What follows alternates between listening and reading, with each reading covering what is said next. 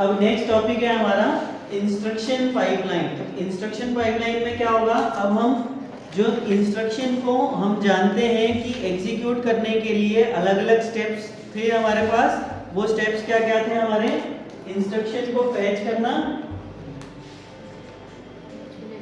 Effective address calculate करना, फिर उसके बाद में डेटा या ऑपरेंड को फैच करके लाना मेमोरी से, और लास्ट में उसको एग्जीक्यूट करके रिजल्ट को स्टोर कर देना।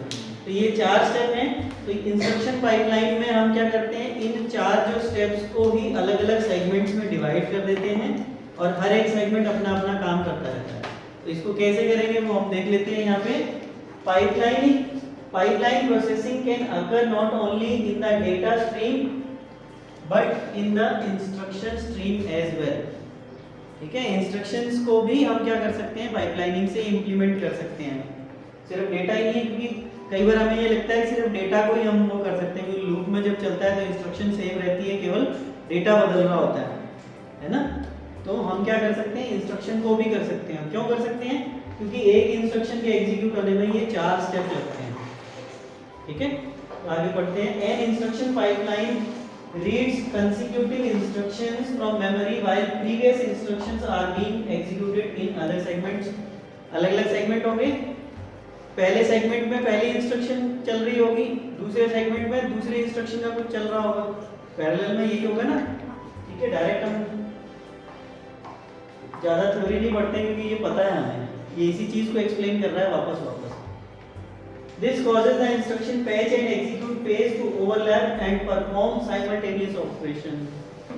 एक इंस्ट्रक्शन का कोड फैच हो रहा है और दूसरी इंस्ट्रक्शन को एग्जीक्यूट किया जा रहा है, तो दोनों काम पैरेलली हो सकते हैं, क्योंकि मेमोरी से फैच करके लाने के लिए और एग्जीक्यूट करने के लिए अलग अलग रिसोर्सेज चाहिए। तो कोई दिक्कत वाली बात ही नहीं है, दोनों आपस में पैरेलली रन किए जा सकते हैं। बस इसी का फायदा उठाते हैं। One possible digression associated with such a scheme is that an instruction may cause a branch out of sequence। बस समस्या क्या आ सकती है, एक वेरिएशन क्या हो सकता है कि यहाँ पर हम चलते जा रहे हैं, बीच में अगर कोई क्या हो गया, ब्रांच इंस्ट्रक्शन आ गई, तब हमें क्या करना पड़ेगा, जो अगली ब्रांच इंस्ट्रक्शन है वो चेंज करनी पड़ेगी। भाई हमने तो क्या किया, पहली इंस्ट्रक्शन दूसरी इंस्ट्रक्शन ऐसे चल रहे थे हम। जब पाइपलाइनिंग में यूज करेंगे तो पाइपलाइनिंग में कैसे करेंगे हम, I1 हो रही थी, यहाँ I1 इधर चली गई, इधर I2 आ गई, इधर I3 आ जाएगी, इधर I2 हो रही है, I1 आ जाएगी, ऐसे चलेगी ना अलग अलग सेगमेंट में, 1 2 3 सेगमेंट में। बाई चांस इसके एग्जीक्यूशन होने पर हमें पता चला कि ये ब्रांच इंस्ट्रक्शन थी, तो अगली इंस्ट्रक्शन अब क्या होनी है, I7 होनी है, जबकि हमने ले किसको लिया था, I3। तो हमें यहाँ क्या करना पड़ेगा, सारा चेंज करना पड़ेगा, सारे सेगमेंट खाली करके फिर से I7 से शुरू करना पड़ेगा। तो ये एक वेरिएशन होगा, तो वो कैसे करेंगे वो हम देखेंगे, क्योंकि ब्रांच इंस्ट्रक्शन बीच में कभी भी आ सकती है। ठीक है, तो यही चीज इसने यहाँ पर की है। Such a scheme that an instruction may cause branch out of a sequence। Sequentially चलते हुए में से क्या आ जाए, बीच में से एकदम से कोई ब्रांच की इंस्ट्रक्शन आ जाए, तो उसके लिए हमें क्या करना पड़ेगा, फिर वो चेंज करना पड़ेगा, जैसे हमने यहाँ देखा। In that case the pipeline must be emptied. Pipeline खाली करनी पड़ेगी हमें, क्योंकि नेक्स्ट इंस्ट्रक्शन हम तो कोई दूसरी ला चुके थे पहले, जबकि वो नहीं आके कोई और आनी है, तो उसके लिए खाली करनी पड़ेगी पाइपलाइन पूरी। And all the instructions that have been read from memory after the branch instruction must be discarded. जैसे हमने यहाँ देखा कि I3 को ले आए थे, सपोज ये सेगमेंट ज्यादा थे तो I4 5 वो भी चल रहे होंगे साथ में, तो जितने भी हैं सारे के सारे इसके बाद वाले खाली करेंगे, वो अभी आगे देखेंगे हम कैसे करना है।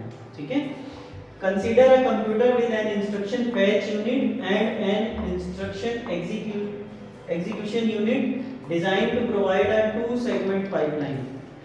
हमारे पास 2 सेगमेंट की पाइपलाइन के लिए क्या हो गया, एक तो अलग से हमारे पास इंस्ट्रक्शन फैच यूनिट है जो कि फैच करके लाएगी मेमोरी में से, दूसरी है हमारी एग्जीक्यूशन यूनिट जो कि एग्जीक्यूट करेगी। तो 2 यूनिट हो गई अलग अलग, तो 2 सेगमेंट तो हमारे हो गए अलग अलग, जिनको किया जा सकता है।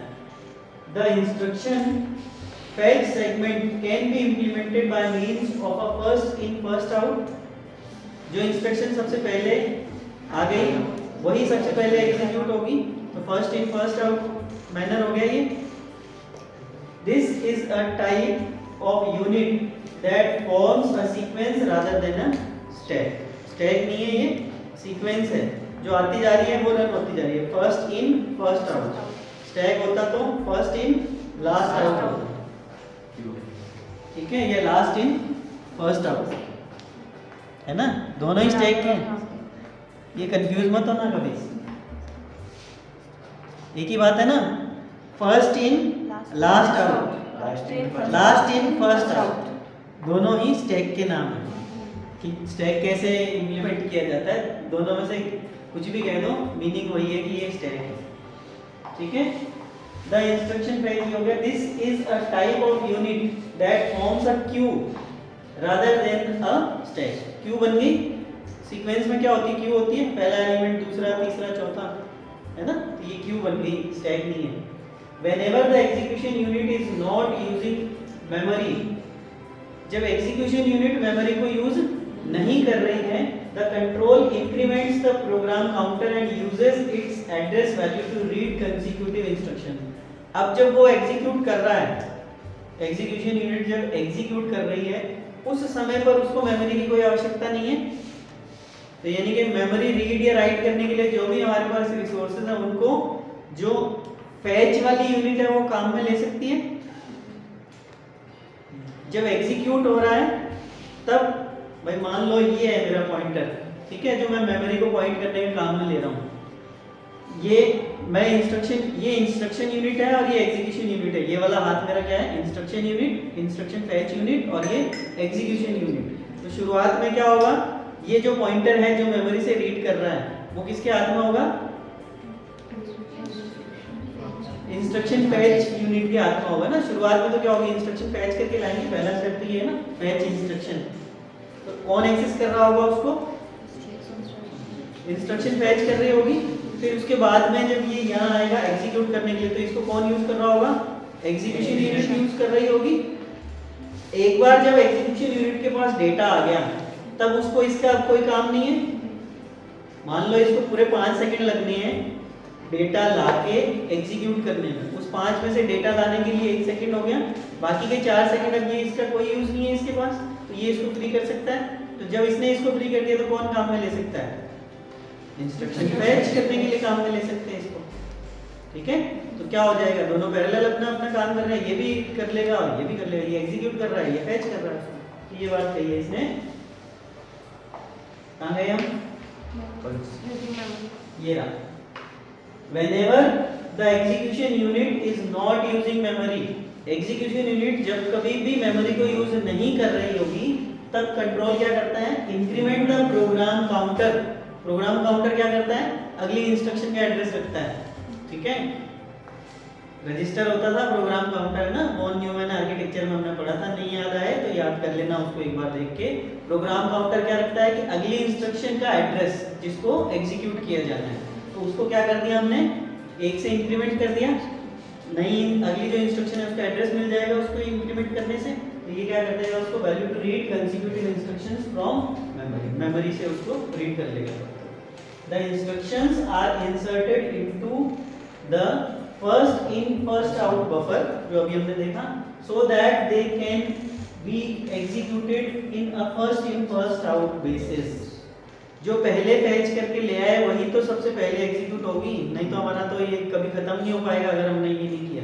इसीलिए हम क्या करते हैं, first in first out he use करते हैं इसके अंदर। Thus an instruction stream can be placed in a queue, एक इंस्ट्रक्शन स्ट्रीम को हम क्यू में डाल सकते हैं, waiting for decoding and processing by execution unit. पहले इंस्ट्रक्शन को लाए, यहाँ खड़ा कर दिया, यहाँ खड़े रहो आप, ठीक है, एग्जीक्यूशन वाले साहब आएंगे, आपका काम कंप्लीट कर देंगे, यही होगा। पहली इंस्ट्रक्शन को फैच करके लाके यहाँ खड़ा कर दिया मैंने कि अभी ये आ जाएंगे साहब, ये आपको एग्जीक्यूट कर देंगे, ठीक है।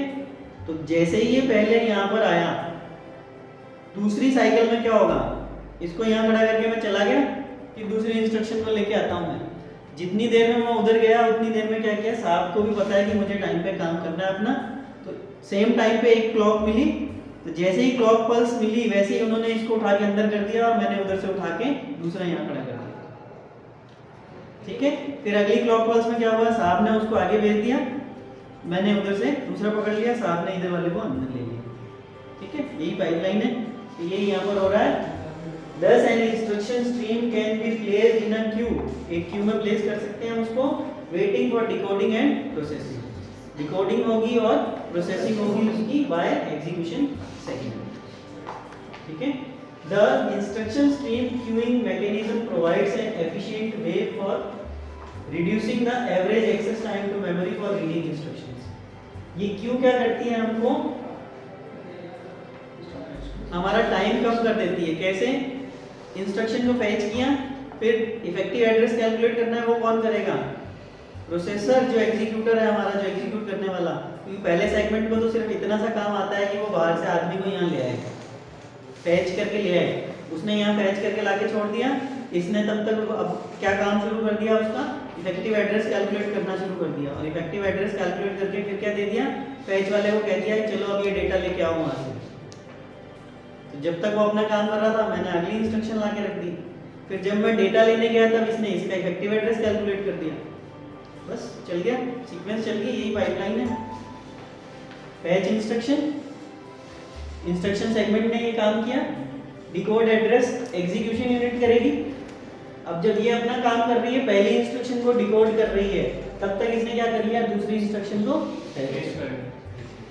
बस आगे से आगे चलती जाएगी। वो हमें पता है, हमने कल देख लिया था वो स्पेस टाइम डायग्राम जो था कि कैसे आगे से आगे सेगमेंट्स में चलती जाती है।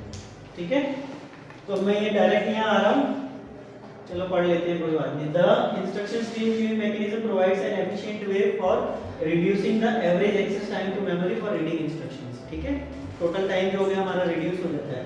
Whenever there is space in FIFO buffer the control unit initiates the next instruction fetch phase. जो बफर हम यूज करेंगे, जो क्यू बना रहे हैं हम, ठीक है, फीफो बफर बनाया ना हमने, जिसमें क्यू है, जिसमें सब लाते जा रहे हैं, जैसे ही उसमें जगह खाली हुई वैसे क्या किया, इंस्ट्रक्शन फैच यूनिट ने क्या किया, अगली इंस्ट्रक्शन फैच करके रख दी। ठीक है भाई, यहाँ लाइन लगी हुई है और कहा गया है कि जैसे जगह बनती जाए वैसे वैसे लोगों को अंदर लेते जाइए। तो जैसे एक आदमी यहाँ से आगे किसका, क्यू आगे किसकी, सारी की सारी, वहाँ एक आदमी की जगह खाली हुई तो जिसकी ड्यूटी थी उसने क्या किया, अगले बंदे को लाके खड़ा कर दिया कि ये नेक्स्ट कैंडिडेट आ गया। Whenever there is a space, ये हो गया, the buffer acts as a queue from which control then extracts the instruction for the execution। Buffer क्या करता है, क्यू की तरह काम करता है, जिसमें से कंट्रोल क्या करता है, इंस्ट्रक्शंस के हिसाब से एग्जीक्यूशन यूनिट को। तो ये क्या करेगा, अब आगे हम देखें, computers with complex instruction requires other phases in addition to fetch and execute to process an instruction completely। जो कॉम्प्लेक्स कंप्यूटर हैं, ठीक है, इंस्ट्रक्शन सेट बताया था ना मैंने। इंस्ट्रक्शन सेट क्या होता है कि हर एक मशीन के अपनी अपनी इंस्ट्रक्शंस का सेट होता है कि वो क्या क्या ऑपरेशन मशीन परफॉर्म कर सकती है। तो जितने ज़्यादा ऑपरेशंस कोई मशीन परफॉर्म कर सकती होगी उतनी ही ज़्यादा उसमें इंस्ट्रक्शंस होंगी, और जितनी ज़्यादा इंस्ट्रक्शन होंगी वो उतनी ही ज़्यादा कॉम्प्लेक्स होंगी। अगर हमारे पास सिर्फ बाइनरी नंबर सिस्टम होता और ऐड सब्ट्रैक्ट 2 ही ऑपरेशन होते तो सब कुछ सिंपल होता। अब हमारे पास क्या है, मैथमेटिक्स में पता नहीं क्या क्या कैलकुलेशंस हैं, समाकलन अवकलन क्या क्या कई सारी चीज़ें थी, और अल्टीमेटली वो सब परफॉर्म किससे होती हैं, होती एडिशन सब्ट्रैक्शन से ही है ना, बेसिक वहीं आ जाता है सब कुछ। लेकिन वो ऑपरेशन का नाम ऐसा है और उसके अंदर मल्टीपल ऑपरेशंस है बहुत सारे, तो क्या हो जाता है, कॉम्प्लेक्स हो जाता है। तो जैसे जैसे कंप्यूटर का साइज बढ़ता है, जो हमारा इंस्ट्रक्शन सेट है वो उसका साइज बढ़ता है, वैसे वैसे वो कॉम्प्लेक्स होती जाती है। ठीक है, अगले चैप्टर में हम पढ़ेंगे, इंस्ट्रक्शन सेट पढ़ेंगे तो उसकी टाइप्स पढ़ेंगे, उसमें ये चीज़ डिस्कस करेंगे। तो इसने कहा कि जहाँ कॉम्प्लेक्स इंस्ट्रक्शंस यूज होती हैं वहाँ पर ये जो फैच और एग्जीक्यूट है, इसकी हेल्प के लिए और भी आपको क्या करना पड़ेगा, रिसोर्सेज अप्लाई करने पड़ेंगे। ठीक है, वही चीज़ एग्जांपल, छोटी सी क्यू है, छोटा सा पोस्ट ऑफिस है गांव का, जहाँ दिन में 10 लोग आते हैं मुश्किल से, तो एक आदमी बहुत है मैनेज करने के लिए, वही लाइन भी लगवा लेगा, वही बैठ के काम भी कर सकता है, सब कुछ कर सकता है। यही अगर किसी बड़े शहर में चले जाएं जहाँ पर बिजनेस बहुत चलता है, तो वहाँ कोई कुरियर वाला है या पोस्ट ऑफिस वाला है, तो वहाँ क्या होगा, भीड़ ज़्यादा होगी तो उसको मैनेज करने के लिए हो सकता है 2 पुलिस वाले भी रखने पड़ते हैं। तो जैसे जैसे इंस्ट्रक्शन कॉम्प्लेक्स होती जाएगी वैसे वैसे रिसोर्सेज हमें ज़्यादा चाहिए होंगे। तो इसमें कहा रिक्वायर्स अदर फेजेस, और फेजेस भी हमें उसकी चाहिए होंगी, केवल 2 सेगमेंट से काम नहीं चलेगा। अभी 2 सेगमेंट ही पढ़ रहे थे। In the most general case, the computer needs to process each instruction with the following sequence of steps. Generally क्या होता है, ये सारे steps जो हैं ये 6 स्टेप फॉलो किए जाते हैं। अब वो 6 स्टेप क्या हैं? Fetch the instruction from memory, ये हमें पता है, ये तो सभी करेंगे। Decode the instruction, इंस्ट्रक्शन को डिकोड करना, ठीक है, इफेक्टिव एड्रेस नहीं, इंस्ट्रक्शन को डिकोड करने का क्या मतलब है कि करना क्या है, ऐड a, b है या लोड lxi है ना। इंस्ट्रक्शन का मीनिंग निकालना, जो कल मैंने बताया था 2 पार्ट होते हैं, ऑपकोड और ऑपरेंड। वो ऑपकोड क्या कह रहा है, इंस्ट्रक्शन क्या करने के लिए कह रही है, तो उसको डिकोड करना है इंस्ट्रक्शन को। फिर कैलकुलेट द इफेक्टिव एड्रेस, जब इंस्ट्रक्शन बता दें, हमें पता चल जाए कि करना क्या है, उसके बाद हमको क्या करना है, इफेक्टिव एड्रेस कैलकुलेट करना है कि एक्चुअल एड्रेस क्या है डेटा का, जहाँ से डेटा को लाना है। इफेक्टिव एड्रेस हमने पढ़ा था ना, क्या होता है कि डेटा को कहाँ से लाना है। हमें डायरेक्ट डेटा का एड्रेस भी मिल सकता है या वो एड्रेस मिल सकता है जहाँ से हमें डेटा मिलेगा, तो उसके लिए हमें उसको कैलकुलेट करना पड़ेगा, जिसको हम क्या कहते हैं, इफेक्टिव एड्रेस कैलकुलेट करना कहते हैं। तो वो हम यहाँ से कैलकुलेट करेंगे इफेक्टिव एड्रेस तीसरे नंबर पर। चौथे में हमें क्या करना है, fetch the operands from memory. पता चल गया क्या करना है, एड्रेस मिल गया जिस पर ऑपरेशन परफॉर्म करना है। अब क्या कर देंगे, उस वैल्यू को उठाकर लेकर आएंगे, उस डेटा को, ऑपकोड को लेके आएंगे। तो क्या करेंगे, फेच ऑपरेंड्स, ऑपकोड को नहीं सॉरी ऑपरेंड को फेच करके लेके आएंगे, डेटा को लेके आएंगे। फिर क्या करेंगे, execute the instruction.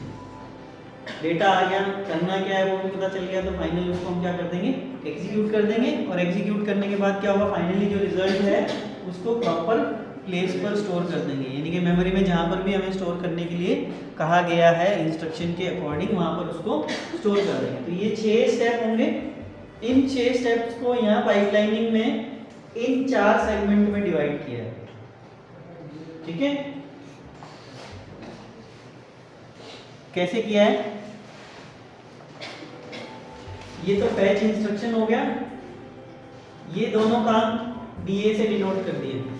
Decode and calculate effective address, क्या करेगा, decode instruction and calculate effective address, ये दोनों काम इसमें एडजस्ट कर दिए। फिर क्या किया, फैच ऑपरेंड और इन दोनों को एक साथ कर दिया, एग्जीक्यूट एंड स्टोर रिजल्ट, ठीक है, मर्ज कर दिया इनको। कैसे क्या किया इसने, ये देख लेते हैं हम। देयर आर सर्टेन डिफिकल्टीज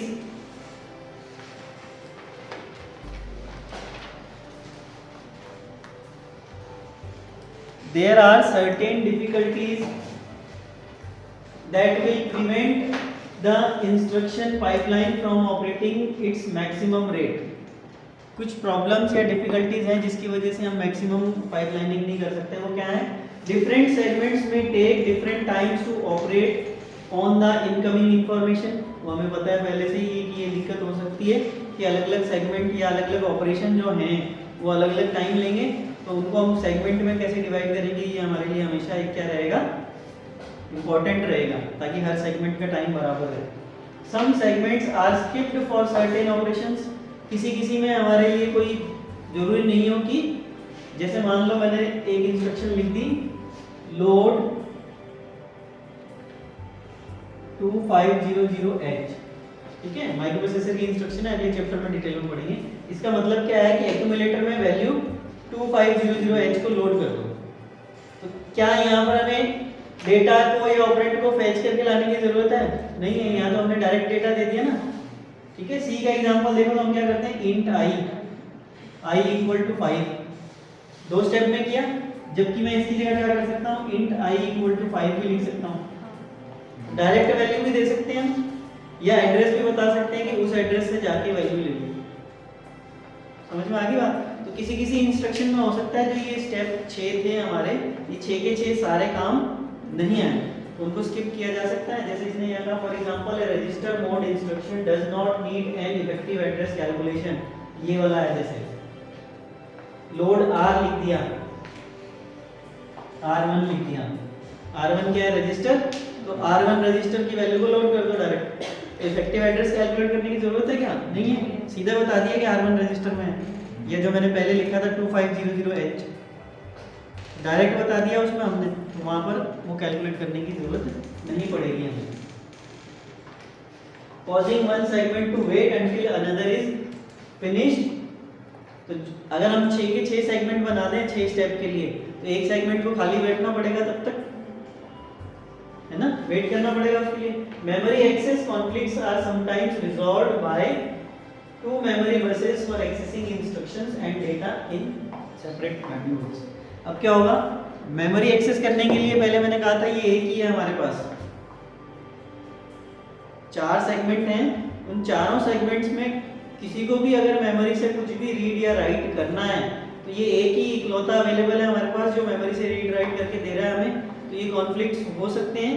जब पाइपलाइन पूरी भर जाएगी तब तो इंस्ट्रक्शन फैच वाले को भी चाहिए और एग्जीक्यूट वाले को भी चाहिए, है तो ये एक ही, तो या तो दूसरा तब तक उसका वेट करे, और वेट नहीं करे, मान लो ऐसी गड़बड़ हो गई कि एग्जीक्यूशन बहुत लंबे टाइम तक चल गया तो उसका वेट टाइम भी बढ़ गया, तो वो डिपेंडेंसी होगी। तो फिर वही पैरेलल प्रोसेसिंग में हमने कहा था कि डिपेंडेंसी कम से कम होनी चाहिए सेगमेंट्स की आपस में, ठीक है। तो वो कॉन्फ्लिक्ट हम कैसे दूर कर सकते हैं कि दोनों को अलग अलग पेन दे दिया, तुम ये लो अपना मस्त रहो, तू अपना काम कर और तू अपना काम कर। तो ये इसने क्या कहा, यहाँ पर हम 2 मेमोरी बसेस, 2 मेमोरी बसेस ले लेते हैं हम, ताकि दोनों अपना काम इंडिपेंडेंटली कर सकें, आपस में कॉन्फ्लिक्ट नहीं आए, ठीक है। घर में 2 बच्चे हैं, दोनों लड़ते थे कि एक ही बॉल है या एक ही बैट है, बैट एक ही है क्रिकेट का, मुझे अपने दोस्तों के साथ खेलना है, मुझे अपने दोस्तों के साथ खेलना है, दोनों का टाइम भी सेम है, शाम को 5 से 7 ही जाएंगे हम तो दोनों ही। क्या करते हैं फिर घर वाले समझदार लोग क्या करते हैं, ले बेटा तुझे ये तेरा बैट है और ये तेरा बैट है, रोज रोज की लड़ाई खत्म करो। तो यहाँ पर भी यही किया हमने, क्या किया, जो मेमोरी बस थी हमारी जिससे कि हम मेमोरी से रीड या राइट कर रहे थे वो अलग कर दी, 2 अलग अलग बस हमने दे दी उनको। 2 memory buses for accessing instruction, एक इंस्ट्रक्शन को एक्सेस करने के लिए और एक किसको दे दी, डेटा को एक्सेस करने के लिए, ठीक है। डेटा बस और एड्रेस बस 2 यूज करते हैं ना, तो दोनों काम आ जाएगी। एड्रेस रीड करना है तो एड्रेस वाली काम आ रही है, डेटा वाली है तो डेटा वाली काम आ रही है, ठीक है। In this way an instruction word and data word can be read simultaneously. अब क्योंकि डेटा और एड्रेस की बसेस अलग अलग हैं तो दोनों को हम एक साथ रीड या राइट कर सकते हैं। डेटा रीड कर रहे हैं या राइट कर रहे हैं सेम टाइम पर, हम क्या कर सकते हैं, मेमोरी एड्रेस, जो एड्रेस बस है उसके थ्रू इंस्ट्रक्शन को फैच कर सकते हैं।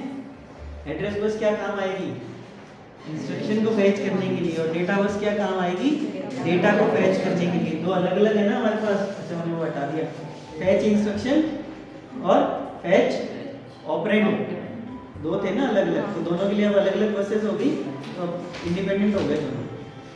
The design of an instruction pipeline will be most efficient if the instruction cycle is divided into segments of equal duration. ये इंस्ट्रक्शन के लिए नहीं, ये तो पाइपलाइन के लिए ही है कि हर एक सेगमेंट अगर सेम साइकिल का हो तभी बेस्ट रिजल्ट हमें मिलेंगे। यहाँ पर भी इसने यही कहा है,